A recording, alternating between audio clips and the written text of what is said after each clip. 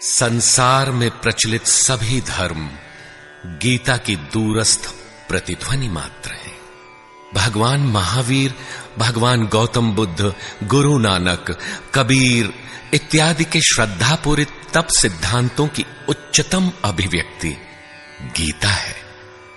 गीता के वे ही कैसेट सुमन आप सबके समक्ष आत्मदर्शनार्थ प्रस्तुत हैं।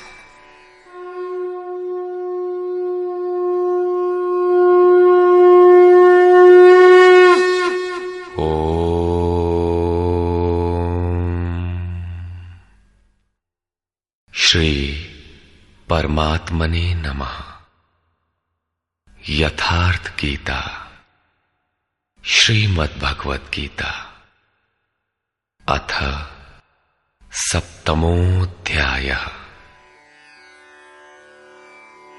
गत अध्यायों में गीता के मुख्य प्रायः सभी प्रश्न पूर्ण हो गए हैं। निष्काम कर्म योग, ज्ञान योग, कर्म और यज्ञ का स्वरूप और उसकी विधि, योग का वास्तविक स्वरूप और उसका परिणाम, तथा अवतार, वर्ण संकर, सनातन आत्मस्थित महापुरुष के लिए भी लोक हितार्थ कर्म करने पर बल, युद्ध इत्यादि पर विशद चर्चा की गई।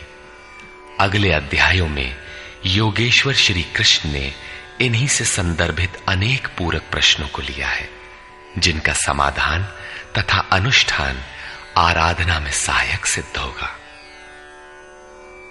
छठे अध्याय के अंतिम श्लोक में योगेश्वर ने यह कहकर प्रश्न का स्वयं बीजारोपण कर दिया कि जो योगी मद्गतेनांतरात्मना, मुझ में अच्छी प्रकार स्थित अंतःकरण वाला है, उसे मैं अतिशय श्रेष्ठ योगी मानता हूं। परमात्मा में अच्छी प्रकार स्थिति क्या है? बहुत से योगी परमात्मा को प्राप्त तो होते हैं, फिर भी कहीं कोई कमी उन्हें खटकती है। लेश मात्र भी कसर न रह जाए, ऐसी अवस्था कब आएगी? संपूर्णता से परमात्मा की जानकारी कब आएगी, कब होती है? इस पर योगेश्वर श्री कृष्ण कहते हैं, श्री भगवान उवाच, मय्यासक्तमनाः पार्थ योगं युञ्जन्मदाश्रयः असंशयं समग्रं मां यथा ज्ञास्यसि तच्छृणु। पार्थ, तू मुझ में आसक्त हुए मन वाला, बाहरी नहीं अपितु मदाश्रय अर्थात मेरे परायण होकर योग में लगा हुआ, छोड़कर नहीं, मुझको जिस प्रकार संशय रहित जानेगा उसको सुन, जिसे जानने के पश्चात लेश मात्र भी संशय न रह जाए। विभूतियों की उस समग्र जानकारी पर पुनः बल देते हैं। ज्ञानम तेहं सविज्ञानम इदं वक्ष्याम्यशेषतः यज्ज्ञात्वा नेह भूयोऽन्यत् ज्ञातव्यमवशिष्यते। मैं तेरे लिए इस विज्ञान सहित ज्ञान को संपूर्णता से कहूंगा। पूर्ति काल में यज्ञ जिसकी सृष्टि करता है, उस अमृत तत्व की प्राप्ति के साथ मिलने वाली जानकारी का नाम ज्ञान है। परम तत्व परमात्मा की प्रत्यक्ष जानकारी का नाम ज्ञान है। महापुरुष को एक साथ सर्वत्र कार्य करने की जो क्षमता मिलती है, वो विज्ञान है। कैसे वो प्रभु एक साथ सबके हृदय में कार्य करता है, किस प्रकार वो उठाता, बैठाता और प्रकृति के द्वंद्व से निकालकर स्वरूप तक की दूरी तय करा लेता है, उनकी इस कार्य प्रणाली का नाम विज्ञान है।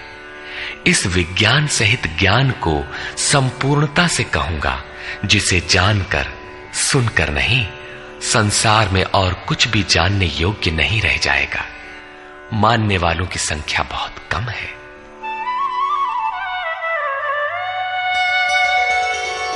मनुष्याणां सहस्रेषु कश्चिद्यतति सिद्धये यततामपि सिद्धानां कश्चिन्मां वेत्ति तत्वतः। हजारों मनुष्यों में कोई ही मनुष्य मेरी प्राप्ति के लिए यत्न करता है, और उन यत्न करने वाले योगियों में भी कोई विरला ही पुरुष मुझे तत्व अर्थात साक्षात्कार के साथ जानता है।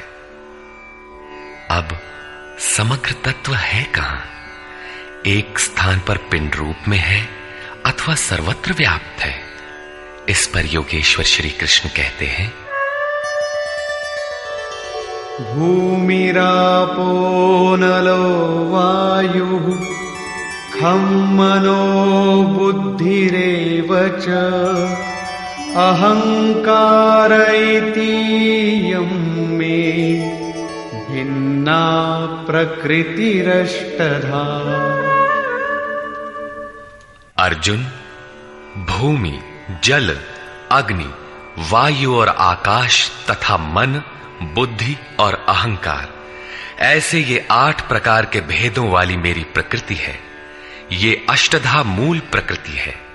अपरेयमितस्त्वन्यां प्रकृतिं विद्धि मे परां जीवभूतां महाबाहो ययेदं धार्यते जगत्। इयम अर्थात ये 8 प्रकारों वाली तो मेरी अपरा प्रकृति है, अर्थात जड़ प्रकृति है। महाबाहु अर्जुन, इससे दूसरी को जीव रूप परा अर्थात चेतना प्रकृति जान, जिससे संपूर्ण जगत धारण किया हुआ है, वो है जीवात्मा। जीवात्मा भी प्रकृति के संबंध में रहने के कारण वो भी प्रकृति ही है। एतद्योनीनि भूतानि सर्वाणीत्युपधारय अहं कृत्स्नस्य जगतः प्रभवः प्रलयस्तथा। अर्जुन, ऐसा समझ के संपूर्ण भूत एतद्योनीनि इन महाप्रकृतियों से परा और अपरा प्रकृतियों से ही उत्पन्न होने वाले हैं। यही दोनों एकमात्र योनि है।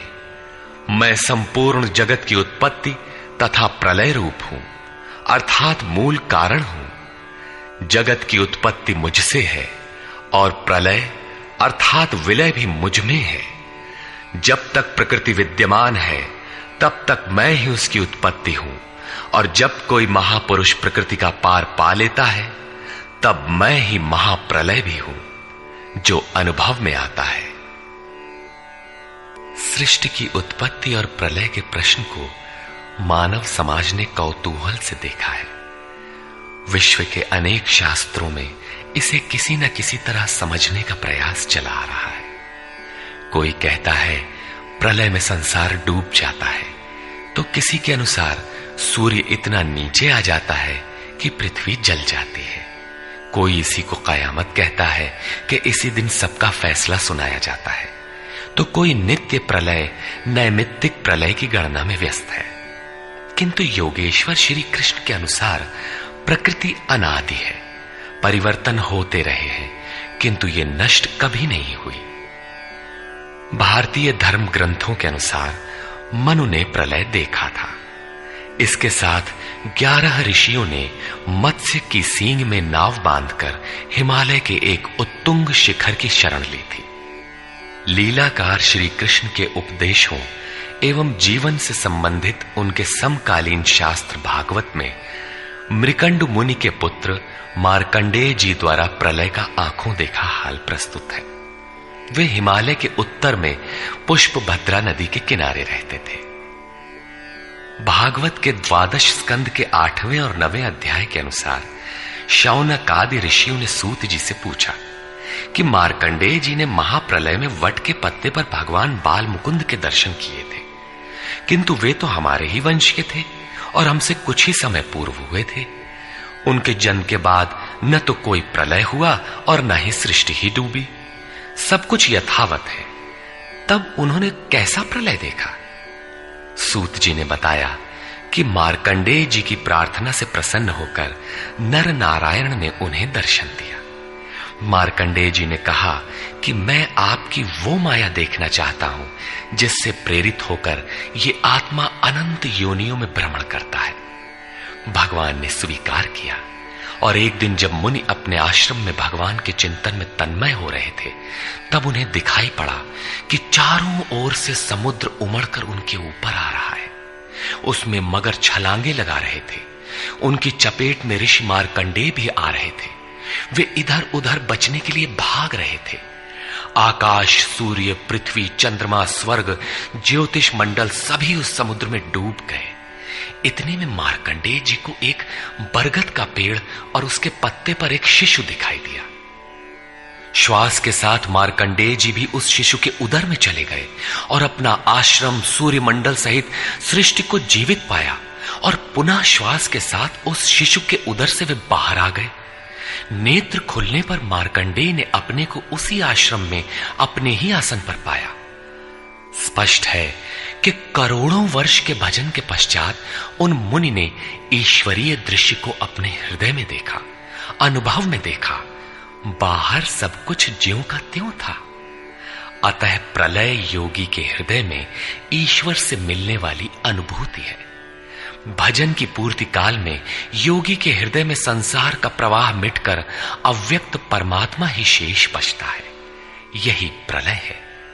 बाहर प्रलय नहीं होता।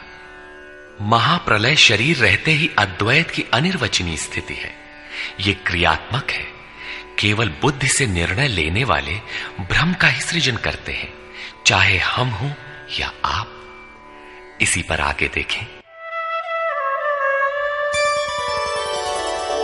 मत्तः परतरं नान्यत् किंचिदस्ति धनंजय मयि सर्वमिदं प्रोतं सूत्रे मणिगणा इव। धनंजय, मेरे सिवाय किंचन मात्र भी दूसरी वस्तु नहीं है। ये संपूर्ण जगत सूत्र में मणियों के सदृश मेरे में गुथा हुआ है तो, परंतु जानेंगे कब? जब इस अध्याय के प्रथम श्लोक के अनुसार अनन्यासक्ति अर्थात भक्ति से मेरे परायण होकर योग में उसी रूप से लग जाए। इसके बिना नहीं, योग में लगना आवश्यक है। रसोऽहमप्सु कौन्तेय प्रभास्मि शशि सूर्ययोः प्रणवः सर्ववेदेषु शब्दः के पौरुषं नृषु।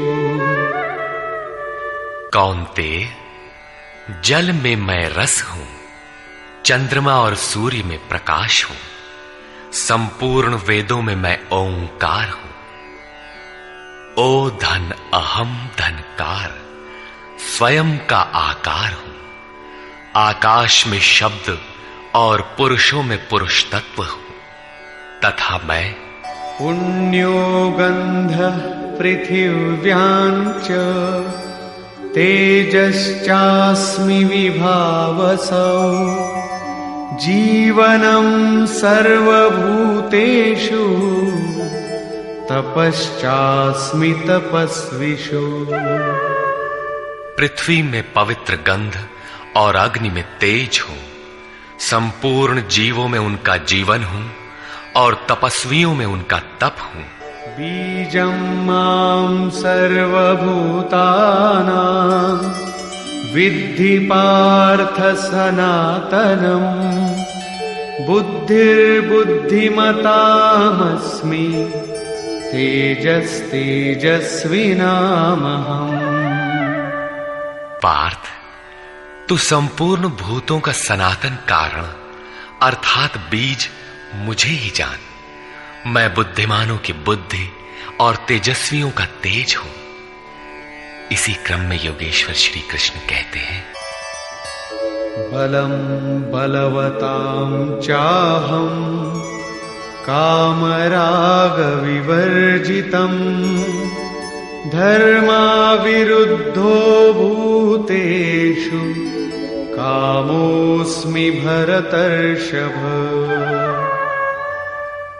हे भरत श्रेष्ठ अर्जुन, मैं बलवानों का कामना और आसक्ति रहित बल हूं। संसार में सब बलवान ही तो बनते हैं। कोई दंड बैठक लगाता है, कोई परमाणु इकट्ठा करता है, किंतु नहीं, श्री कृष्ण कहते हैं कि काम और राग से परे जो बल है वो मैं हूं, वही वास्तविक बल है। सब भूतों में धर्म के अनुकूल कामना मैं हूं। परब्रह्म परमात्मा ही एकमात्र धर्म है जो सबको धारण किए हुए है। जो शाश्वत आत्मा है वही धर्म है। जो उससे अविरोध रखने वाली कामना है मैं हूं। आगे भी श्री कृष्ण ने कहा कि अर्जुन, मेरी प्राप्ति के लिए इच्छा कर। सब कामनाएं तो वर्जित है, किंतु उस परमात्मा को पाने की कामना आवश्यक है, अन्यथा आप साधन कर्म में प्रवृत्त नहीं होंगे। ऐसी कामना भी मेरी ही देन है। ये चैव सात्विका भावा राजसास्तामसाश्च ये मत्त एवेति तान् विद्धि न त्वहं तेषु ते मयि। और भी जो सत्वगुण से उत्पन्न होने वाले भाव हैं, जो रजोगुण और तमोगुण से उत्पन्न होने वाले भाव हैं, उन सब को तुम मुझसे ही उत्पन्न होने वाले हैं ऐसा जान। परंतु वास्तव में उनमें मैं और वे मेरे में नहीं हैं, क्योंकि न मैं उनमें खोया हूं और न वे ही मुझ में प्रवेश कर पाते हैं। क्योंकि मुझे कर्म से स्पृहा नहीं है, मैं निर्लेप हूं, मुझे इनमें कुछ पाना नहीं है, इसलिए मुझ में प्रवेश नहीं कर पाते। ऐसा होने पर भी जिस प्रकार आत्मा की उपस्थिति से ही शरीर को भूख प्यास लगती है, आत्मा को अन्न अथवा जल से कोई प्रयोजन नहीं है, उसी प्रकार प्रकृति परमात्मा की उपस्थिति में ही अपना कार्य कर पाती है। परमात्मा उसके गुण और कार्यों से निर्लेप रहता है। त्रिभिर्गुणमयैर्भावैः एभिः सर्वमिदं जगत् मोहितं नाभिजानाति मामेभ्यः परमव्ययम्। सात्विक, राजस और तामस, इन तीन गुणों के कार्य रूप भावों से यह सारा जगत मोहित हो रहा है। इसलिए लोग इन तीनों गुणों से परे मुझ अविनाशी को तत्व से भली प्रकार नहीं जानते। मैं इन तीनों गुणों से परे हूं, अर्थात जब तक अंश मात्र भी गुणों का आवरण विद्यमान है तब तक कोई मुझे नहीं जानता। उसे अभी चलना है, वो राही है। और दैवी हेषा गुणमयी मम माया दुरत्यया मामेव ये प्रपद्यन्ते मायामेतान्तरन्ति ते। ये त्रिगुणातीत मेरी अद्भुत माया दुस्तर है, किंतु जो पुरुष मुझे ही निरंतर भजते हैं वे इस माया का पार पा जाते हैं। ये माया है तो दैवी, परंतु अगरबत्ती जलाकर इसकी पूजा न करने लगे, इससे पार पाना है। न मां दुष्कृतिनो मूढ़ाः प्रपद्यन्ते नराधमाः माययापहृतज्ञानाः आसुरं भावमाश्रिताः। जो मुझे निरंतर भजते हैं वे जानते हैं, फिर भी लोग नहीं भजते। माया द्वारा जिनका ज्ञान अपहरण कर लिया गया है, जो आसुरी स्वभाव को धारण किए हुए मनुष्यों में अधम काम क्रोधादि दुष्कृतियों को करने वाले मूढ़ लोग मुझे नहीं भजते। तो बचता कौन है? चतुर्विधा भजन्ते मां जनाः सुकृतिनोऽर्जुन आर्तो जिज्ञासुरर्थार्थी ज्ञानी च भरतर्षभ। हे भरत श्रेष्ठ अर्जुन, सुकृतिनः उत्तम अर्थात नियत कर्म, अर्थात जिसके परिणाम में श्रेय की प्राप्ति हो उसको करने वाले, अर्थार्थी अर्थात सकाम, आर्तः अर्थात दुख से छूटने की इच्छा वाले, जिज्ञासु अर्थात प्रत्यक्ष रूप से जानने की इच्छा वाले, और ज्ञानी अर्थात जो प्रवेश की स्थिति में है। इन चारों प्रकार के भक्तजन मुझे भजते हैं। अर्थ वो वस्तु है जिससे हमारे शरीर अथवा संबंधों की पूर्ति हो। इसलिए अर्थ, कामनाएं सब कुछ पहले तो भगवान द्वारा पूर्ण होते हैं। भगवान श्री कृष्ण कहते हैं कि मैं ही पूर्ण करता हूं, किंतु इतना ही वास्तविक अर्थ नहीं है। आत्मिक संपत्ति ही स्थिर संपत्ति है, यही अर्थ है। सांसारिक अर्थ की पूर्ति करते करते भगवान वास्तविक अर्थ आत्मिक संपत्ति की ओर बढ़ा देते हैं, क्योंकि वे जानते हैं कि इतने ही से मेरा भक्त सुखी नहीं होगा। इसलिए वे आत्मिक संपत्ति भी उसे देने लगते हैं। लोक लाहु परलोक निबाहु, लोक में लाभ और परलोक में निर्वाह, ये दोनों भगवान की वस्तु हैं। अपने भक्त को खाली नहीं छोड़ते। आर्त, जो दुखी हो, जिज्ञासु, समग्रता से जानने की इच्छा वाले जिज्ञासु मुझे भजते हैं। साधना की परिपक्व अवस्था में दिग्दर्शन अर्थात प्रत्यक्ष दर्शन की अवस्था वाले ज्ञानी भी मुझे भजते हैं। इस प्रकार 4 प्रकार के भक्त मुझे भजते हैं, जिनमें ज्ञानी श्रेष्ठ है, अर्थात ज्ञानी भी भक्त ही है। इन सब में भी तेषां ज्ञानी नित्ययुक्त एकभक्तिर्विशिष्यते प्रियो हि ज्ञानिनोत्यर्थम् अहं स च मम प्रियः। अर्जुन, उनमें भी नित्य मुझ में एक ही भाव से स्थित अनन्य भक्ति वाला ज्ञानी विशिष्ट है, क्योंकि साक्षात्कार के सहित जानने वाले ज्ञानी को मैं अत्यंत प्रिय हूं और वो ज्ञानी भी मुझे अत्यंत प्रिय है। वो ज्ञानी मेरा ही स्वरूप है। उदाराः सर्व एवैते ज्ञानी त्वात्मैव मे मतम् आस्थितः स हि युक्तात्मा मामेवानुत्तमां गतिम्। यद्यपि ये चारों प्रकार के भक्त उदार ही हैं, कौन सी उदारता कर दी? क्या आपकी भक्ति करने से भगवान को कुछ मिल जाता है? क्या भगवान में कोई कमी है जिसे आपने पूरा कर दिया? नहीं, वस्तुतः वही उदार है जो अपने आत्मा को अधोगति में न पहुंचाए, जो उसके उद्धार के लिए अग्रसर है। इस प्रकार ये सब उदार है। परंतु ज्ञानी तो साक्षात मेरा स्वरूप ही है, ऐसी मेरी मान्यता है, क्योंकि वो स्थिर बुद्धि ज्ञानी भक्त सर्वोत्तम गति स्वरूप मुझ में ही स्थित है। अर्थात वो मैं हूं, वो मुझ में है, मुझ में और उसमें कोई अंतर नहीं है। इसी पर पुनः बल देते हैं।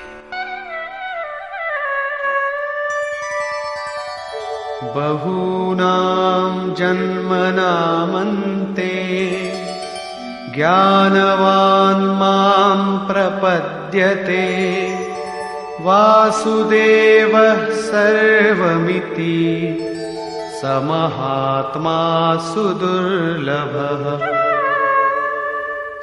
अभ्यास करते करते बहुत जन्मों के अंत के जन्म में, प्राप्ति वाले जन्म में साक्षात्कार को प्राप्त हुआ ज्ञानी सब कुछ वासुदेव ही है। इस प्रकार मेरे को भजता है, वो महात्मा अति दुर्लभ है। वो किसी वासुदेव की प्रतिमा नहीं गढ़वाता, बल्कि अपने भीतर ही उस परम देव का वास पाता है। उसी ज्ञानी महात्मा को श्री कृष्ण तत्वदर्शी भी कहते हैं।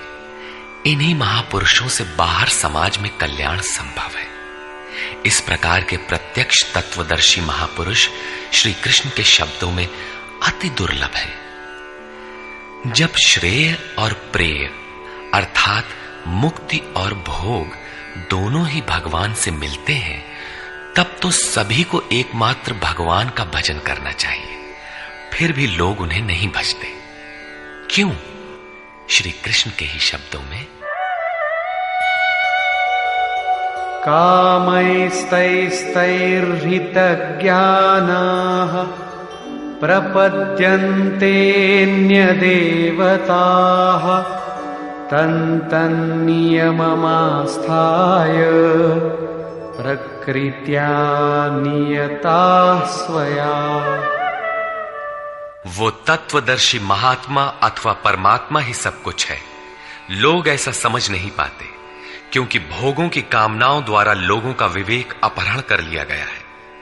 इसलिए वे अपनी प्रकृति अर्थात जन्म जन्मांतरों से अर्जित संस्कारों के स्वभाव से प्रेरित होकर मुझ परमात्मा से भिन्न अन्य देवताओं और उनके लिए प्रचलित नियमों की शरण लेते हैं। यहां अन्य देवता का प्रसंग पहली बार आया है। यो यो यां यां तनुं भक्तः श्रद्धयार्चितुमिच्छति तस्य तस्याचलां श्रद्धां तामेव विदधाम्यहम्। जो जो सकामी भक्त जिस जिस देवता के स्वरूप को श्रद्धा से पूजना चाहता है, मैं उसी ही देवता के प्रति उसकी श्रद्धा को स्थिर करता हूं। मैं स्थिर करता हूं, क्योंकि देवता नाम की कोई वस्तु होती तब तो वो देवता ही श्रद्धा को स्थिर करता। सतया श्रद्धया युक्तः तस्याराधनमीहते लभते च ततः कामान् मयैव विहितान् हितान्। वो पुरुष उस श्रद्धा से युक्त होकर उस देव विग्रह के पूजन में तत्पर होता है और उस देवता के माध्यम से मेरे ही द्वारा निर्मित उन इच्छित भोगों को निसंदेह प्राप्त होता है। भोग कौन देता है?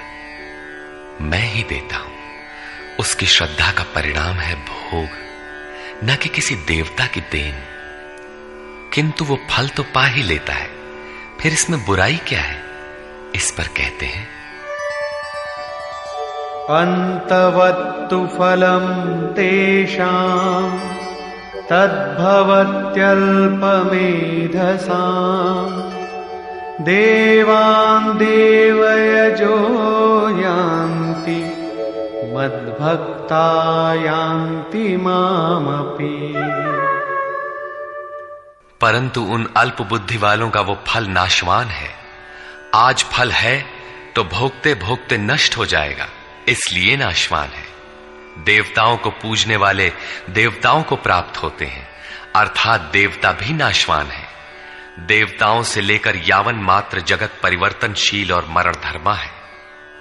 मेरा भक्त मुझे ही प्राप्त होता है, जो अव्यक्त है, नैष्ठिकीम परम शांति पाता है। देवता हृदय के अंतराल में परम देव परमात्मा के देवत्व को अर्जित कराने वाले सद्गुणों का नाम है। थी तो ये अंदर की वस्तु, किंतु कालांतर में लोगों ने भीतर की वस्तु को बाहर देखना प्रारंभ कर दिया।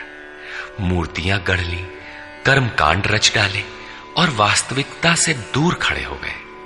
श्री कृष्ण ने इस भ्रांति का निराकरण उपर्युक्त 4 श्लोकों में किया। गीता में पहली बार अन्य देवताओं का नाम लेते हुए उन्होंने कहा कि देवता होते ही नहीं, लोगों की श्रद्धा जहां झुकती है वहां मैं ही खड़ा होकर उनकी श्रद्धा को पुष्ट करता हूं और मैं ही वहां फल भी देता हूं। वो फल भी नश्वर है। फल नष्ट हो जाते हैं, देवता नष्ट हो जाते हैं और देवताओं को पूजने वाला भी नष्ट हो जाता है। जिनका विवेक नष्ट हो गया है वे मूढ़ बुद्धि ही अन्य देवताओं को पूजते हैं। श्री कृष्ण तो यहां तक कहते हैं कि अन्य देवताओं को पूजने का विधान ही अयुक्ति संगत है।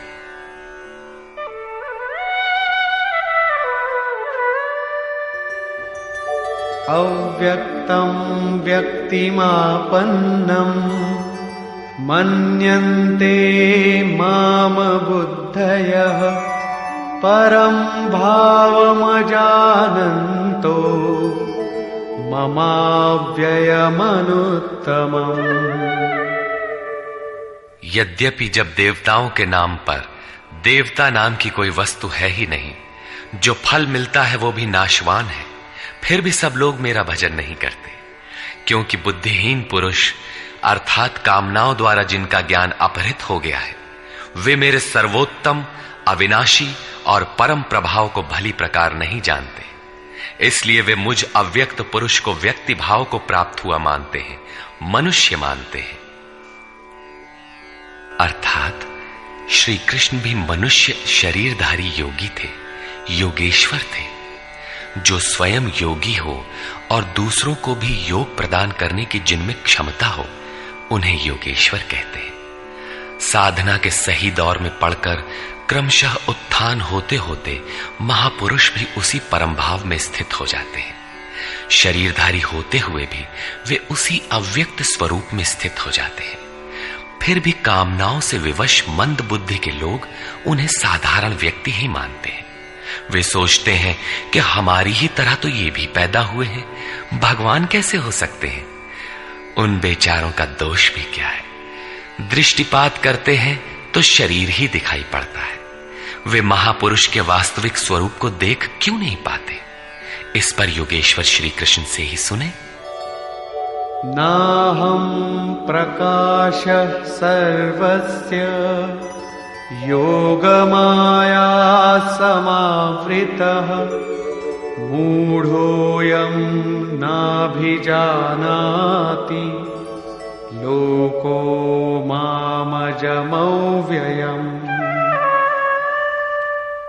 सामान्य मनुष्य के लिए माया एक पर्दा है जिसके द्वारा परमात्मा सर्वथा छिपा है। योग साधना समझकर वो इसमें प्रवृत्त होता है।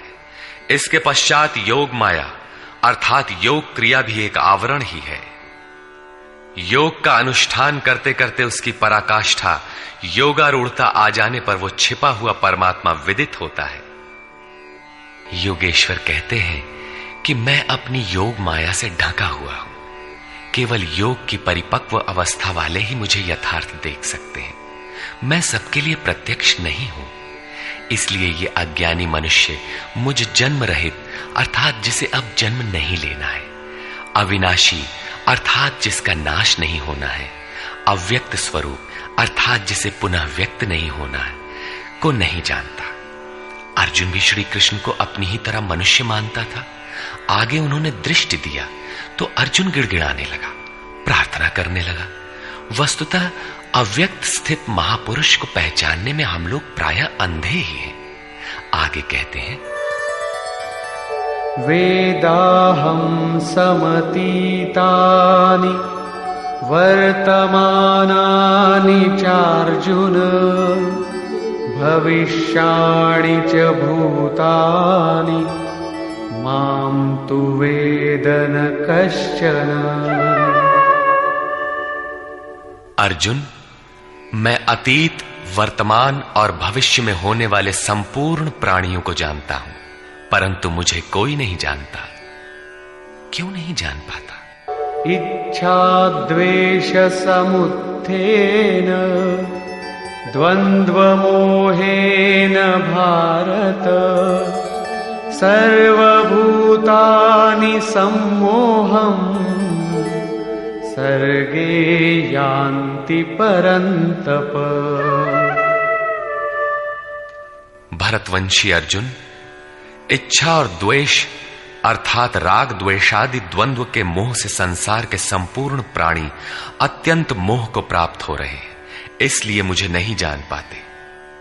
तो क्या कोई जानेगा ही नहीं? योगेश्वर श्री कृष्ण कहते हैं, येषां त्वन्तगतं पापं जनानां पुण्यकर्मणां ते द्वन्द्वमोहनिर्मुक्ता भजन्ते मां दृढ़व्रताः।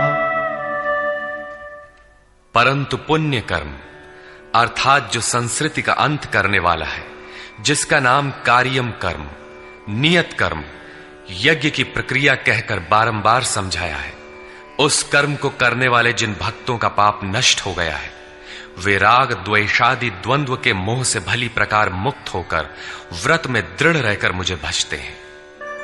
किस लिए भजते हैं? जरा मरण मोक्षाय मामाश्रित्य यतन्ति ये ते ब्रह्म तद्विदु कृत्स्नम् अध्यात्मं कर्म चाखिलम्।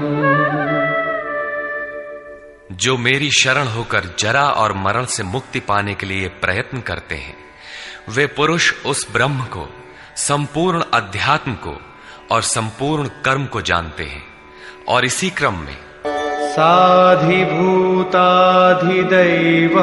मां साधियज्ञं च ये विदुः प्रयाणकालेऽपि च मां ते विदुर्युक्तचेतसः। जो पुरुष अधिभूत, अधिदैव तथा अधियज्ञ के सहित मुझे जानते हैं, मुझ में समाहित चित्त वाले वे पुरुष अंतकाल में भी मुझको ही जानते हैं, मुझ में ही स्थित रहते हैं और सदैव मुझे प्राप्त रहते हैं।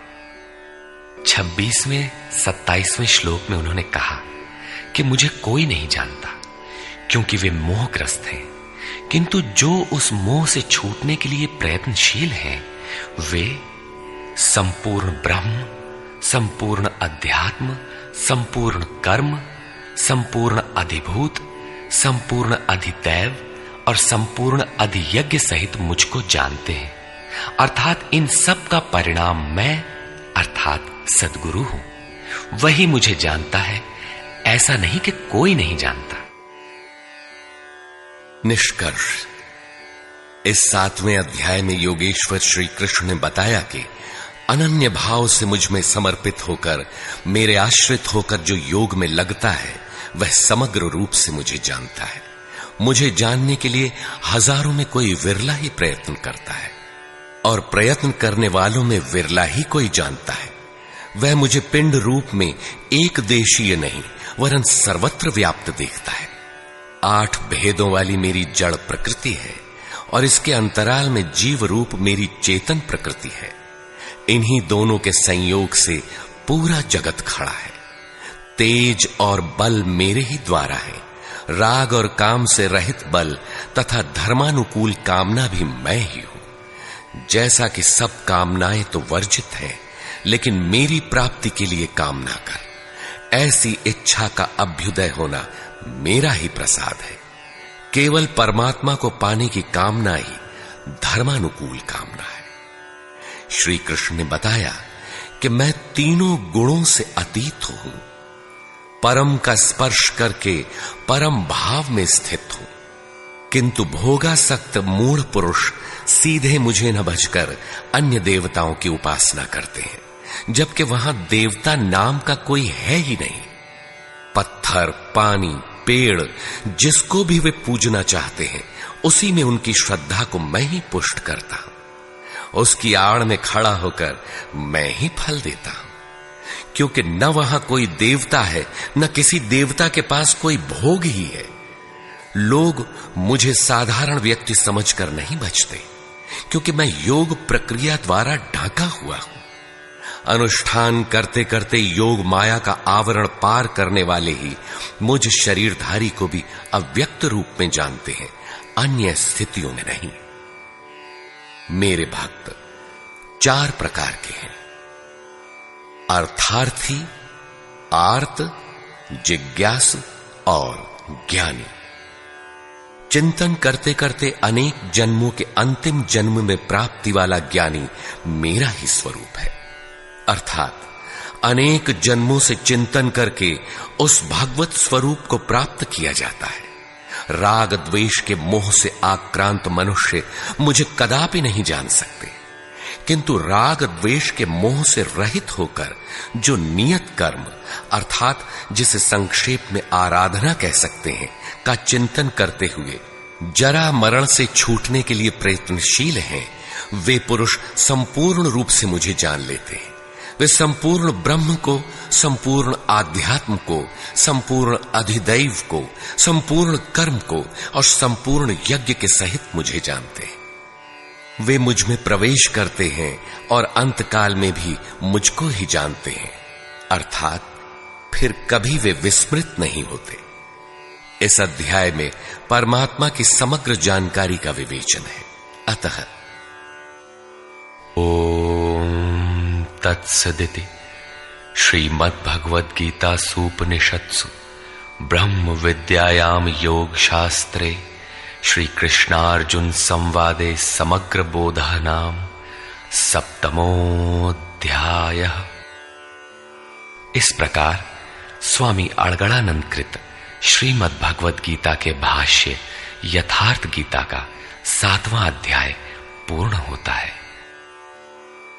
हरि ओम तत्सत।